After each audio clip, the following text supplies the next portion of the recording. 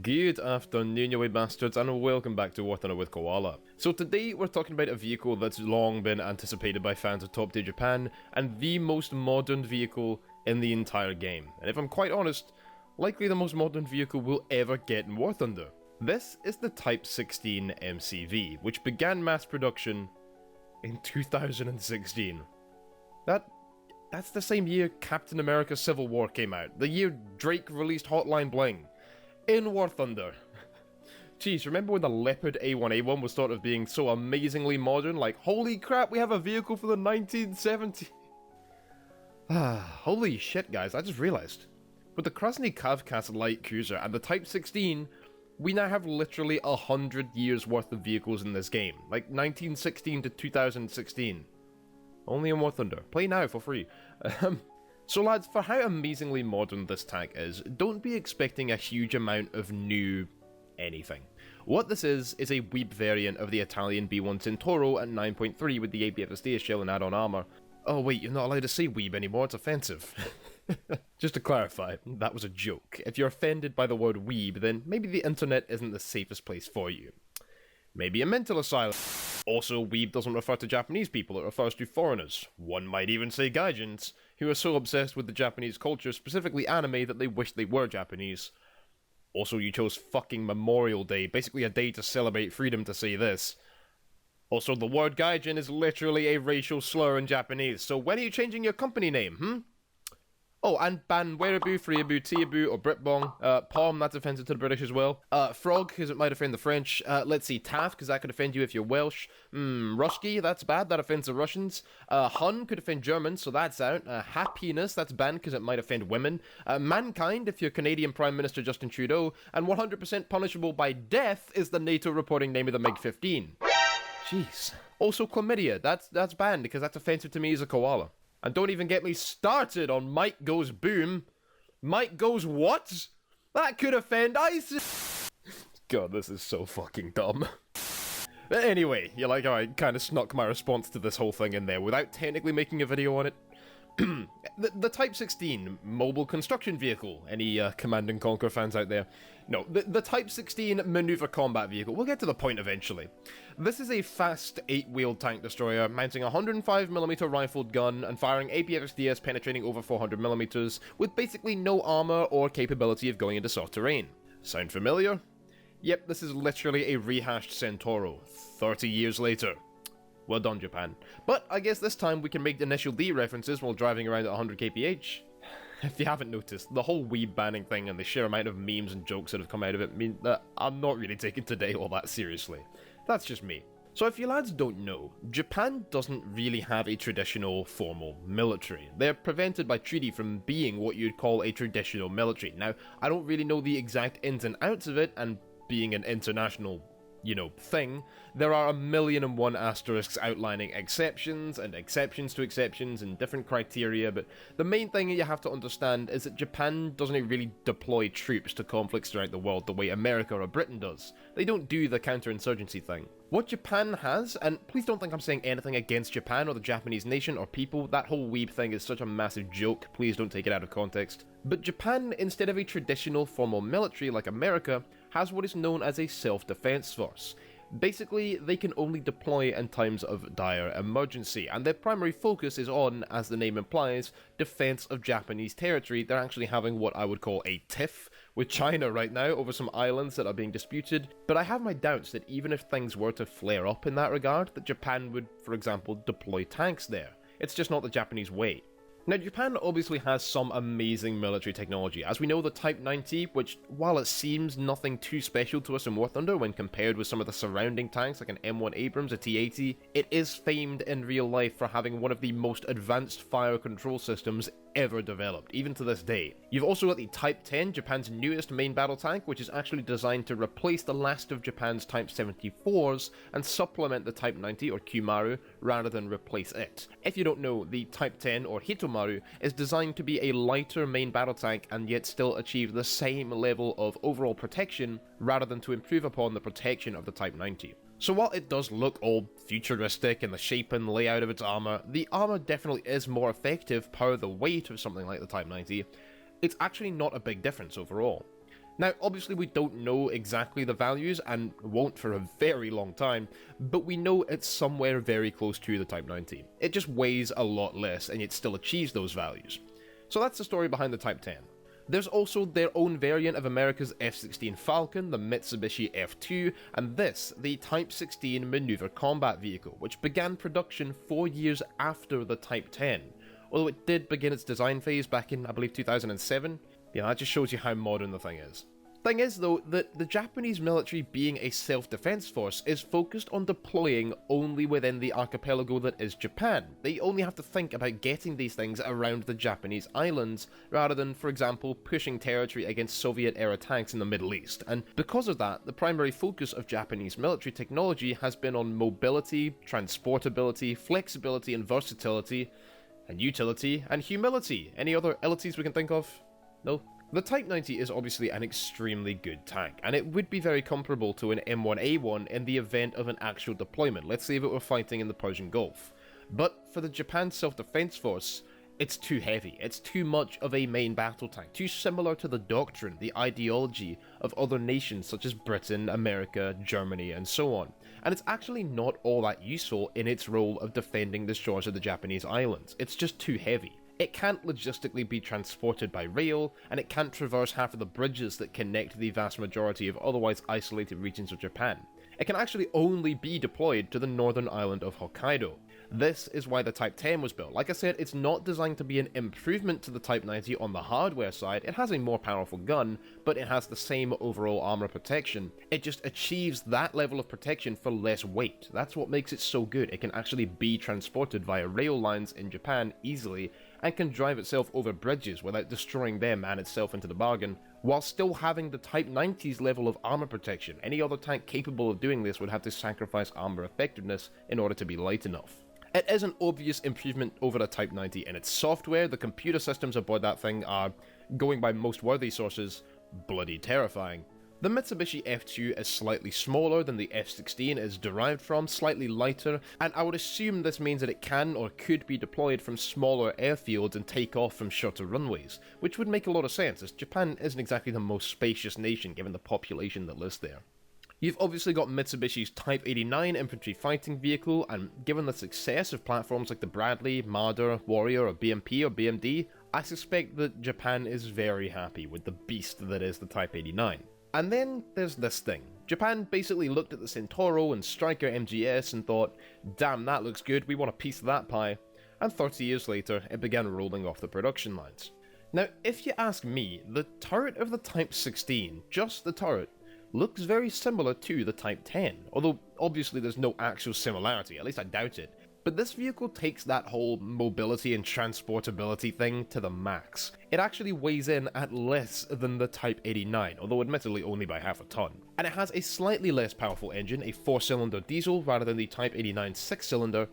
It makes 570 horsepower as opposed to the Type 89 600, giving it a power to weight ratio just a hair under 22 horsepower per ton, but a top speed significantly faster than the Type 89, 100 kilometers per hour. Now, if it seems like I'm comparing this vehicle back to the Type 89 a lot, that's because not only do we already know this vehicle in War Thunder, but in a modern battlefield, vehicles like this are kind of designed to supplement each other. While the Type 89 has the rapid-fire cannon and missiles, making it ideal for use against infantry and light-skinned vehicles, helicopters, etc., the Type 16 is, I guess you could call it, the anti-heavy form of the light fighting vehicle platform.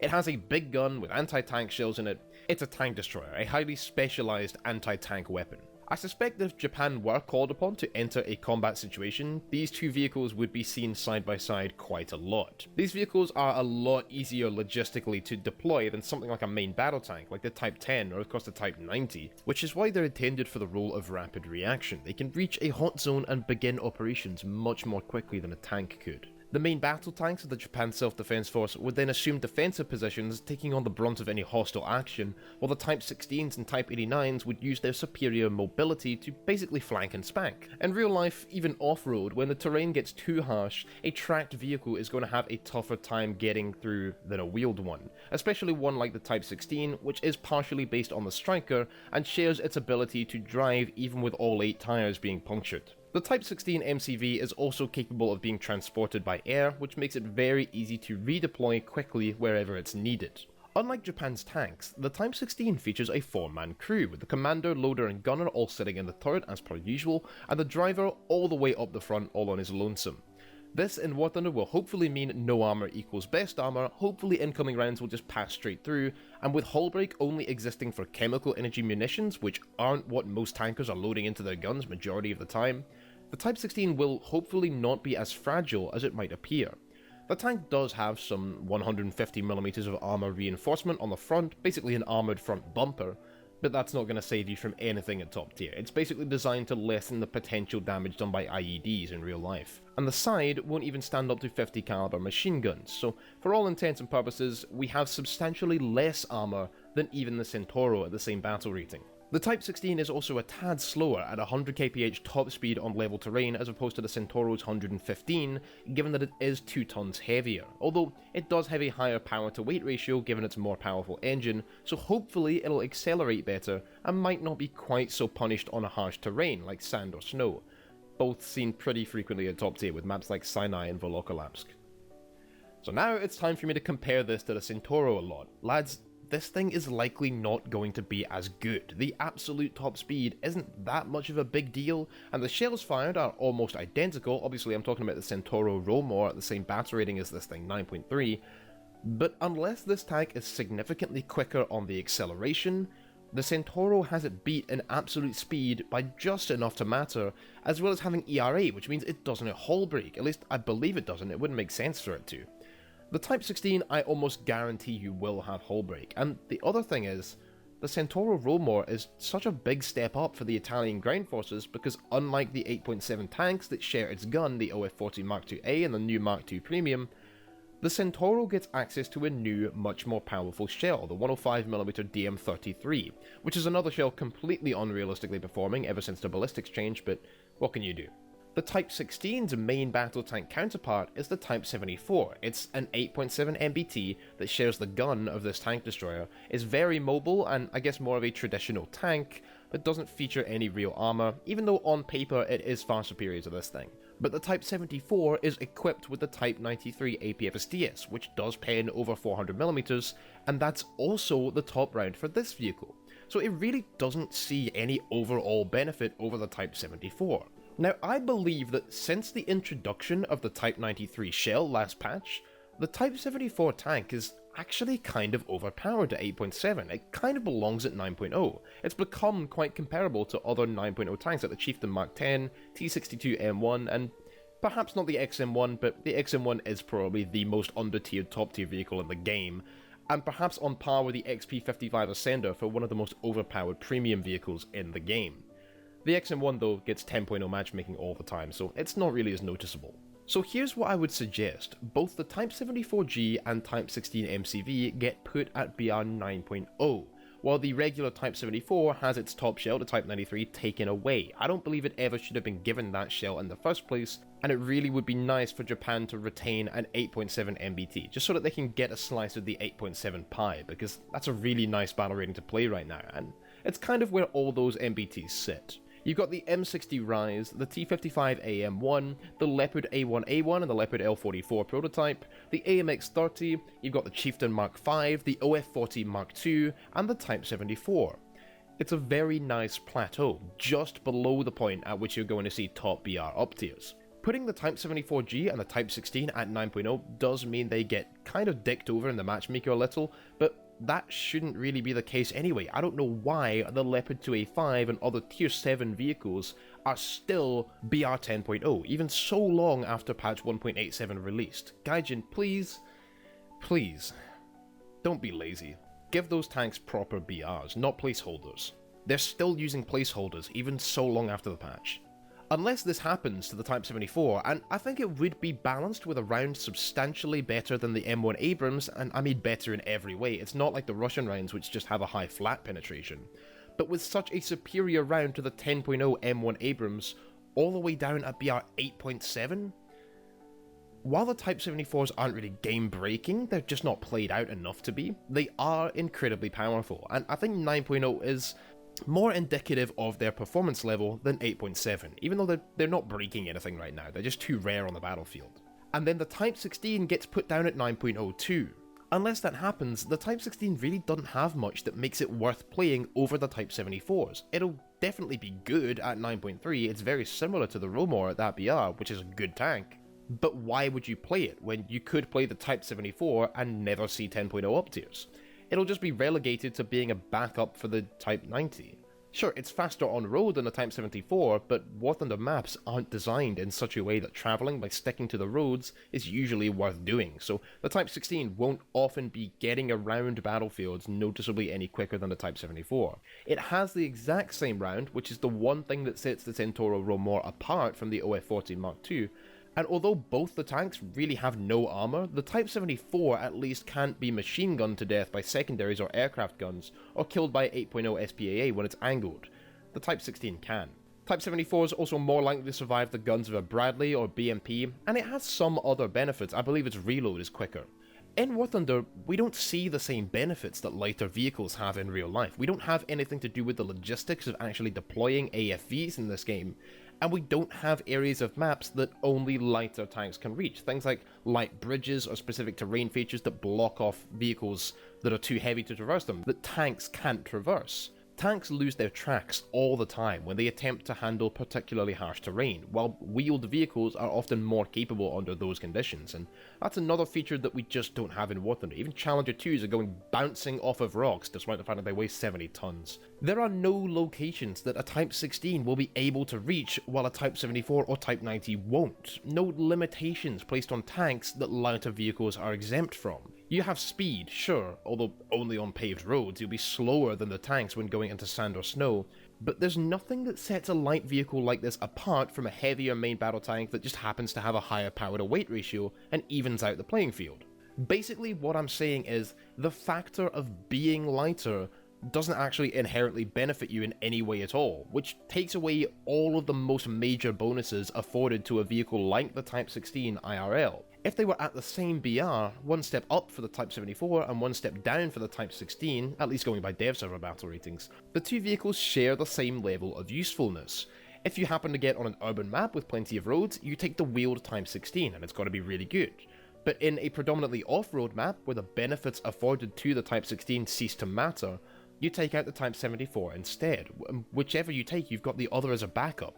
I strongly believe as well that vehicles like this and the Centauro should get scouting, so that they offer more of the light tank playstyle, makes them more dynamic, and gives you, when you're in an actual tank, a reason to want to see them on your team. Either that, or we need some maps designed around terrain features that afford benefits to vehicles of this type if we want the Type 16 to be worthy as such a battle rating step up from the Type 74. Because on our current maps, even though it's so modern, it won't be a step up at all. It is so incredibly modern though, which is one of the reasons I am so excited for it to come, and I'm definitely going to enjoy it if I end up getting around to unlocking it. Although with the Centauro Romor in my hangar already, I don't know if I really see a point.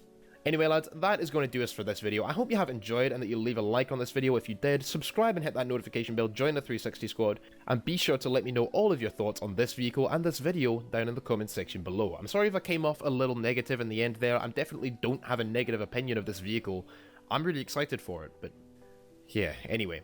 Come follow me on Twitter and Twitch, come join the Discord, and check out Patreon if you wish to further support my channel. Thank you lads all for watching, have a lovely good day, and always remember, being offended by a bad word on the internet is literally worse than terminal illness in 2019, and you have rights. See you in the next one, lads. I say a wee thank you to these lads for supporting me on Patreon. Captain Fubar, DA261, Gisli Gadarson, and Dark Recon. You lads are bra. If you wish to join them, come check out the link in the description below.